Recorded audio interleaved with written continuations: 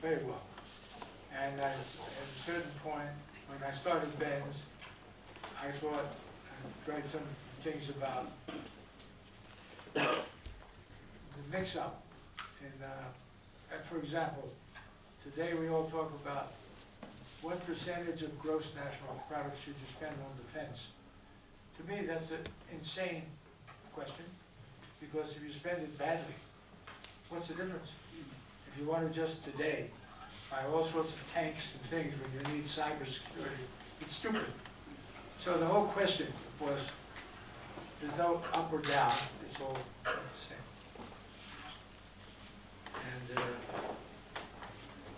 And US, India?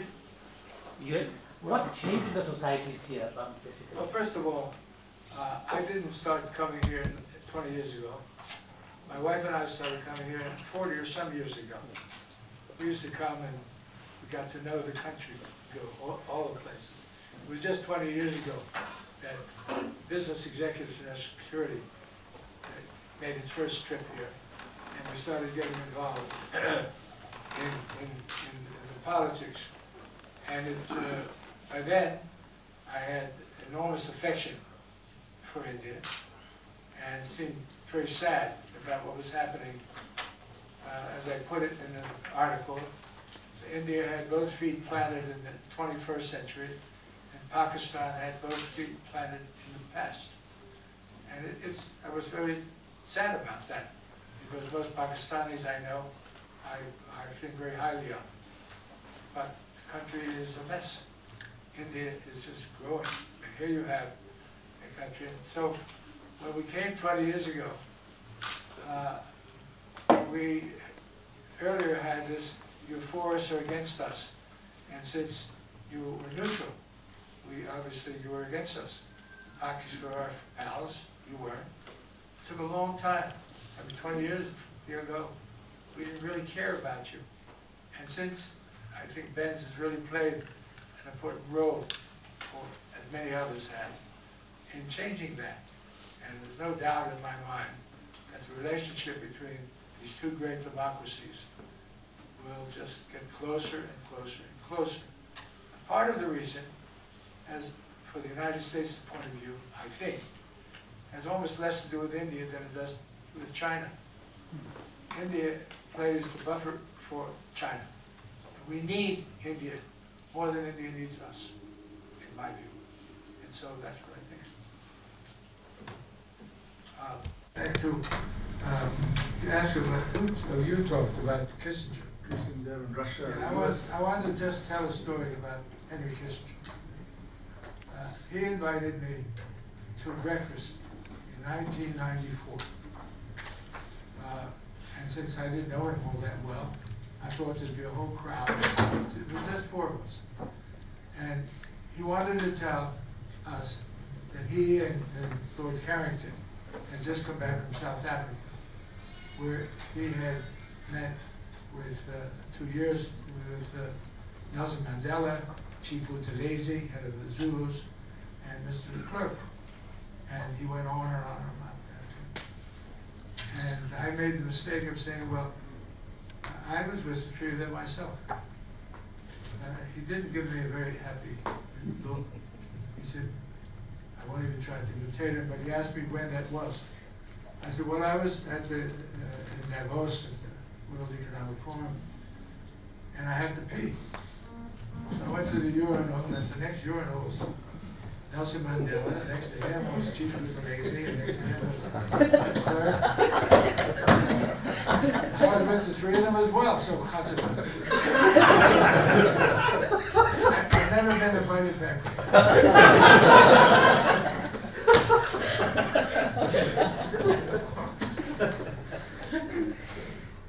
Iran.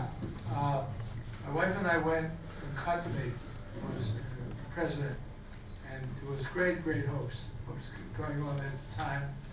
And we went there, invited by then close friends, the Italian ambassador in Tehran, and had a fantastic time there, and got to feel great encouragement at what's going to happen there. My biggest concern today is that the Revolutionary Guards own too much of the industry now. And I don't think they're going to give that up. So I used to think, all you have to do is wait out, all these old guys will die, because the kids are fantastic, and they want the world great.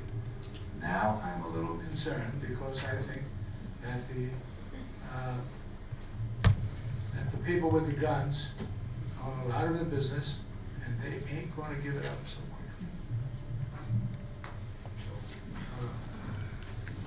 So, I think you're not only. Just like the Pakistan army.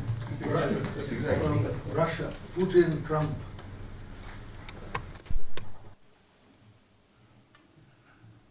Well, I think that one, they deserve each other. But secondly, then I think that the U.S. I'm very friendly with the Russian ambassador in London, and we've had lots of conversations on just this point. Russia's future, I told him, was in the West, not with China. As I mentioned earlier, some places. One day, the Chinese are going to remember the treaty in 1858 of Peking, when Siberia wasn't always Russian. And one day, they were going to say, and it wasn't always Vladivostok, it used to have a Chinese name. So I think that, and I think further, that a great deal of the fault lies in the West, not with Russia. We kept moving NATO east, east, east, when it was very clear about the country that's been invaded endless times, was very concerned about that. So I don't think it's just one-sided, etc. And we'll see what happens. Where I think this administration in America will be more effective than the last one is the fact that the Russians are going to move as far as they can until they can't. And this time they're going to find that it's going to be, that's as far as you can go. We have time for maybe another one or two questions. Anybody would like to weigh in? Yeah, please. I just want to seek Mr. Weiss's opinion on US's rebalancing to the east under the new administration. Do you think it will take place with as much momentum, or will they be slowing down that? That's Admiral Sudan from the National Defense College. And what is the question again? About rebalancing to the east. Yeah. Will the new administration be balanced to the east? You know, President Obama had come up with this pivot issue. pivot, rebalancing to the east, pivot to the east. Under the new administration, do you see that slowing down, or do you see that sort of continuing in the manner that it was sort of in this What encourages me about this administration is the choice of cabinet members. And surprises me, I must say. I find them first class. I think the Defense Secretary is terrific, and I think now has the whole group of people. I see when you get a guy who's now our ambassador to Russia, who was formerly ambassador to China, first class. I don't quite understand why there's not one here in India yet. So there's many things that I never expected to happen are happening. So I think we have this conversation 6 months from now. We could have a more I could give you a more intelligent answer. Go ahead.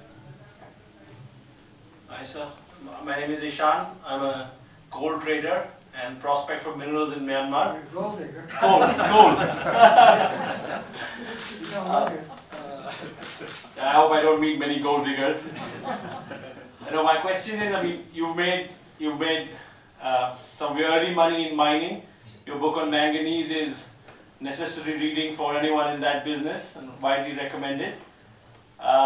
Now we see increasingly that commodities is seen as, and mining is seen as an old world business. All the new millionaires and billionaires are in technology. I want to ask you how you see mining and oil and gas going forward, and is that still a business with money to be made? I think as long as you make things, you're going to need, if you want to make steel, you're going to need manganese. You can't make steel without manganese. And you can't make stainless steel without chromite. You can make lots of things. So consequently, there's no doubt we've moved from an industrial into a digital age. So I think all of that has confused a lot of things and a lot of things. The world's upside down, turned. We're not sure where to go. But there's certain things that will continue. It's sort of like when the agricultural age ended, we certainly still need agriculture, don't we? And the industrial age is really ending. But I think we're going to need lots of industry. But I guess if I had a child who was so gifted, I suppose I wouldn't ask him to go dig for manganese. I'd rather go, well, first of all, drop out of college because otherwise, and then do all the. Okay, if there's no immediate thing, I'll try and stick with the 1930 deadline which I've promised most of you. I just want to thank all of you at the outset for being here because, I've just received two messages. They were friends of Stan who were coming from two different parts of India, one from Bangalore and the other which is Switzerland to Mumbai to Delhi. And we have two delayed flights. So I hope they fetch up here by 9 p.m., in which case we will meet them in the bar. But I just want to say thanks to all of you for making this effort. And Mr. Weiss has been very modest because I think he has deliberately not focused on lots of things, which I think Ambassador Galbraith had touched upon when it comes to Benz and the group itself. But I thought I'd just take 2 minutes to talk about what he did as far as the India-US was concerned. I had a very modest role to play at that time. This was 1996-97, and he spoke about Ambassador Naresh Chandra. And those of you who recall that period, it's a long time. I see some of our younger scholars here. 20 years is a long time. Perhaps you were in kindergarten. But it was a very awkward time for India, meaning that Mr. Narasimha Rao, our Prime Minister, had just finished his tenure. And India had a number of domestic issues. One of them was a certain degree of political fluidity, if I may call it that, at the highest levels. And the relationship with the United States was particularly testy. We had moved from Clinton 1 to Clinton 2. And the nuclear issue had become a very, very sore, shall we say, point in the bilateral. And this is when Ambassador Naresh Chandra, with his own acumen, it's a pity he's not able to join us this evening, he's detained in Pune, otherwise he would have been here and he would have spoken about this. And he, I think, met with Mr. Stanley Weiss and realized that there was something that could be done in terms of making the bilateral a little more malleable, and somebody apart from the Indian ambassador to the United States could perhaps interpret India, if you know what I'm getting at. And that was the background, and I remember I was a very young man in the IDSA in those days, the Institute for Defense Studies, and as most of you are aware, Mr. K Subrahmanyam was our former director, Air Commodore Jasjeet was my immediate boss. We were told by PMO that there is this team coming, Benz. And remember 1996-97, no computers, no cell phones, no faxes. We were dealing with a very different kind of communication system.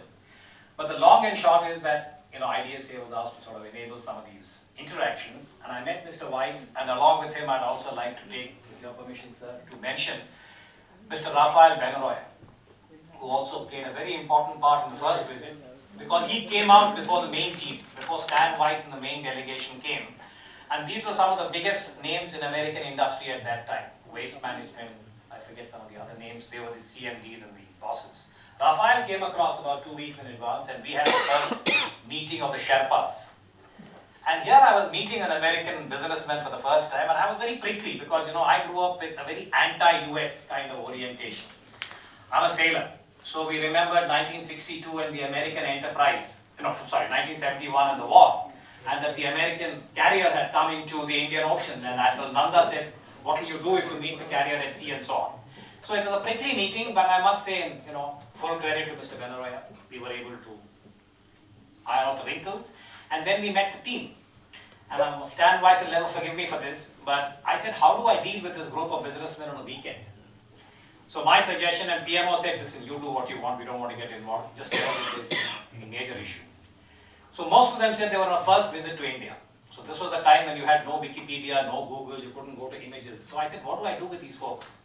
So I asked Stan and Rafael, I said, why don't you give them a one-on-one on India? I said, great idea.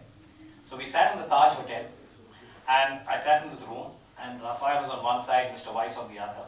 And one of the very, I would say, chirpy businessmen, he said, I was then a young commander or a captain, or maybe I was a commodore. He said, Commodore, do you know you're sitting in a room where you have 18 or 20 of America's top businessmen, and they are here in India on the first visit. So what do you think they should do in terms of getting to understand India? I was stumped. I said, should I talk to them about strategic issues, the nuclear issue, whatever? So I said, I think we should all go and visit the National Museum. And that's what I did. I took them to the museum, and one thing led to another, and I think I really felt that I should give them a sense of India through images. And those of you who know the strong stone and bronze in that particular thing. But what I'm saying is that this group really, I think, had an understanding of India. They came with empathy.